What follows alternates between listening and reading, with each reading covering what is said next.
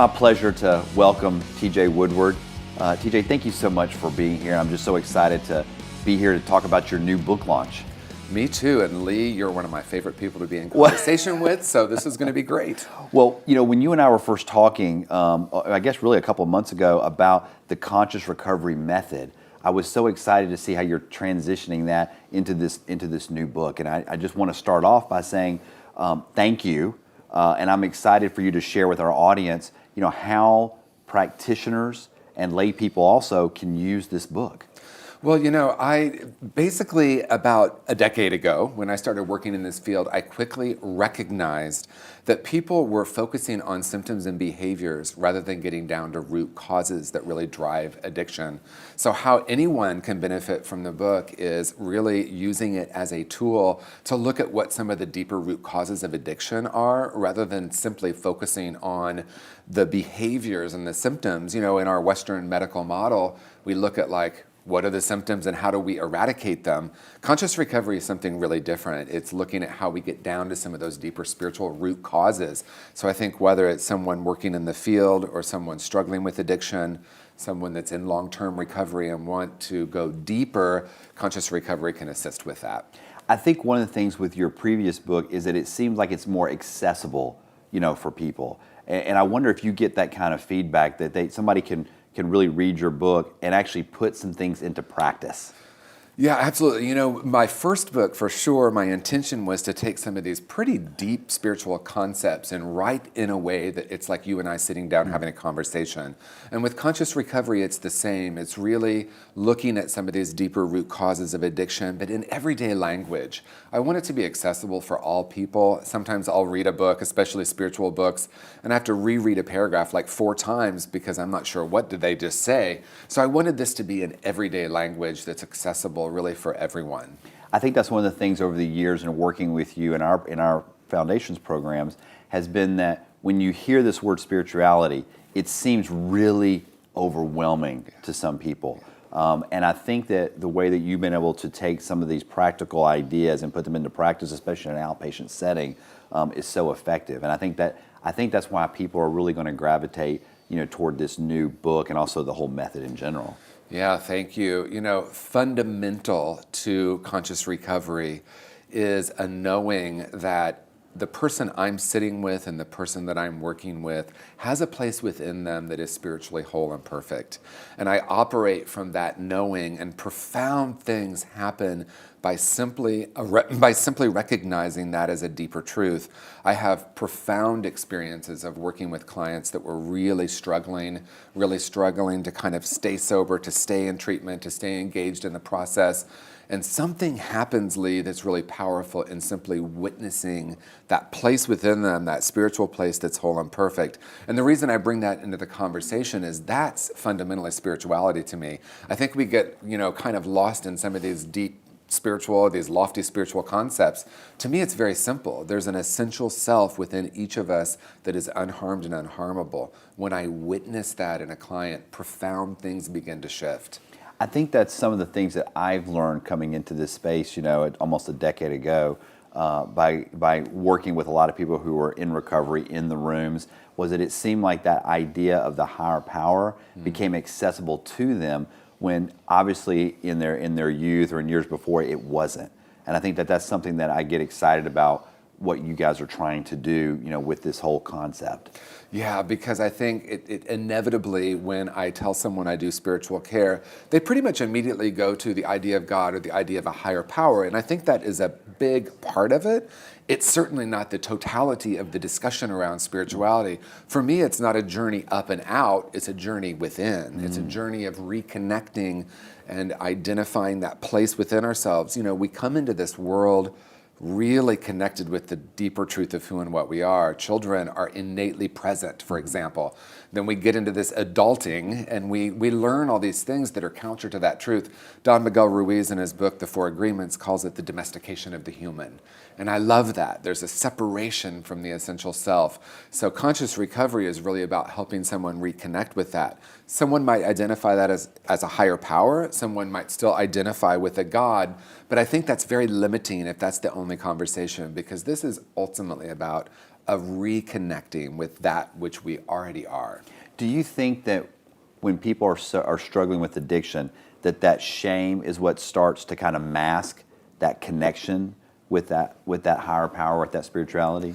Well, thank you, because that is fundamental. In both the Conscious Recovery Method and in the book Conscious Recovery, I identify 3 root causes as the driving forces, these deeper root causes of addiction. 1 is unresolved trauma. 2 is spiritual disconnection, and again, that's the disconnection from the essential self. And the 3rd one is toxic shame. We come into the world, as I said, really connected with who and what we are.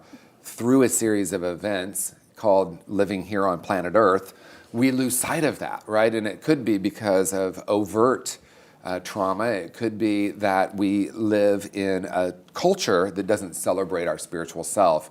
We separate from that, and we do develop this sense of toxic shame. Every client I've ever worked with has a sense of brokenness in some way. They've bought into a belief that they're fundamentally broken or something's wrong with them. You and I would call that shame, right? A sense that there's something fundamentally wrong with me. To me, that's one of the deepest root causes of addiction. I think that's where, in talking to lay people or folks that have not suffered with addiction in their family, it's a kind of a misunderstanding, and they don't realize the impact of some of these traumatic things that happen in somebody's past or in their childhood, and they don't necessarily manifest themselves too many years later. And in that in-between stage is this coping mechanism, and they either choose alcohol or drugs. Yeah. And I think that break in time causes people to stigmatize, the addiction. Yeah, absolutely. And to minimize it. Absolutely. Yeah. And I think you're onto something, of course, really fundamental to me, and that is that eventually we want relief. If I'm walking around feeling disconnected from the truth of who I am, if I haven't worked on some of the trauma, and again, trauma can be something as serious as sexual abuse or physical abuse, or something as more subtle as just not being seen as a whole and perfect person, picking up messages from teachers, from our the tall people in our lives. I remember being young and just being in awe of the world, being fascinated with the magnificence of life, and then all the tall people seem to be running around pretty angry. And anyway, that's a whole thing we could go into, but it is true that when I can be a presence for a client and help them recognize that the addiction isn't the problem, but it's actually a solution to, as you're saying, some of this toxic shame, when they recognize, I call it brilliant strategies, actually. I've changed coping mechanism to brilliant strategy because they're quite brilliant at the time. The issue, of course, is they don't sustain themselves, they don't keep working, and so eventually what was once bringing relief ends up causing more problems. With the Conscious Recovery Method, how can you see this being used in a group setting?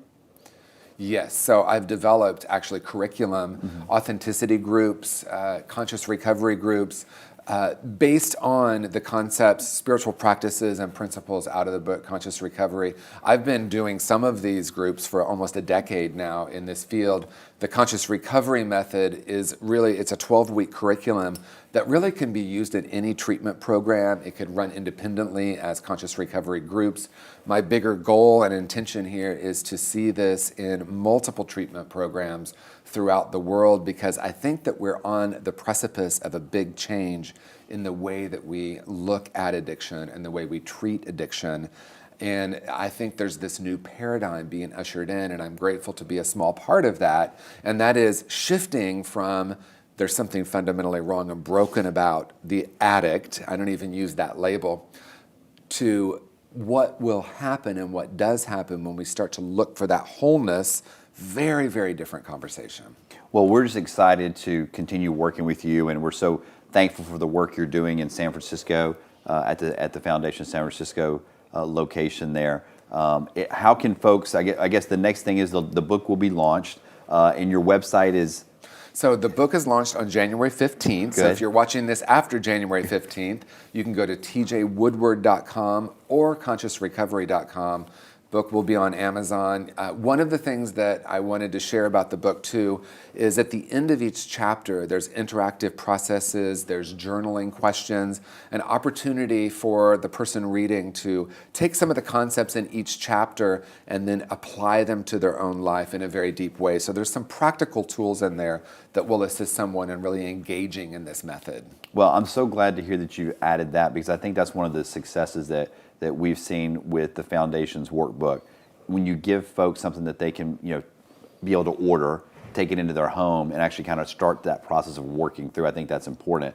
But of course, then it's even, more important to get connected, with a practitioner that's going to be able to kind of, I guess, further that work.